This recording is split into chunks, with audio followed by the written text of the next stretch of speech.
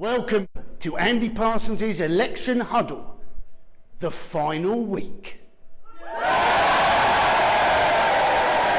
So we've seen the leaders in lots of different situations, but little else seems to have changed. Labour started the election campaign around 10 percentage points behind the Conservatives in the polls, and they're still somewhere around there. There are still big questions about Boris Johnson's trustworthiness. Can he be trusted? Simple answer, no.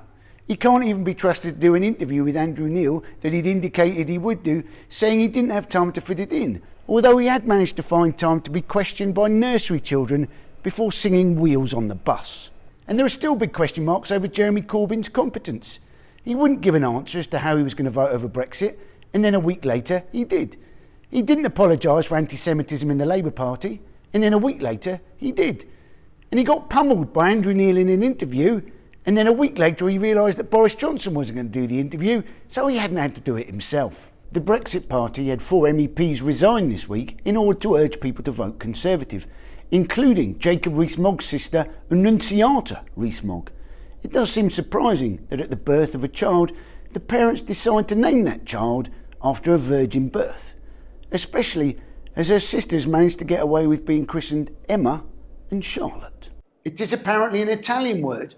It would certainly be a surprise to come across an Italian kid whose first name is announcement. So we've now got Brexit Party candidates supporting the Conservatives, Conservatives supporting the Lib Dems, Greens supporting Labour, Labour supporting the Conservatives, and Lib Dems supporting Labour and the Greens and Plaid Cymru.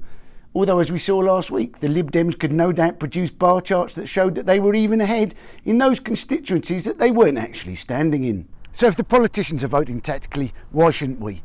There are plenty of websites out there that you can check how to use your vote most effectively. Less of these seem to be right-leaning, as if you want to vote most effectively on the right, it would seem to be probably best to vote for the Conservatives, as the Brexit Party have got no MPs, nor have UKIP, and neither have ever won a seat at a general election, including with Nigel Farage, although he has stood 7 times. He has, however, easily become an MEP, which is as good an argument as it gets as to why our Parliament is inherently superior to the European Parliament.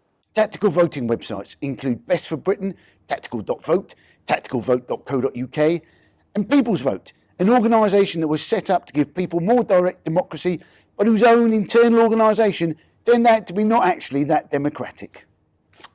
These websites agree 90% of the time, and where they differ, the chances are that it's not going to be in one of those 100 or so seats that are likely to be affected by tactical voting.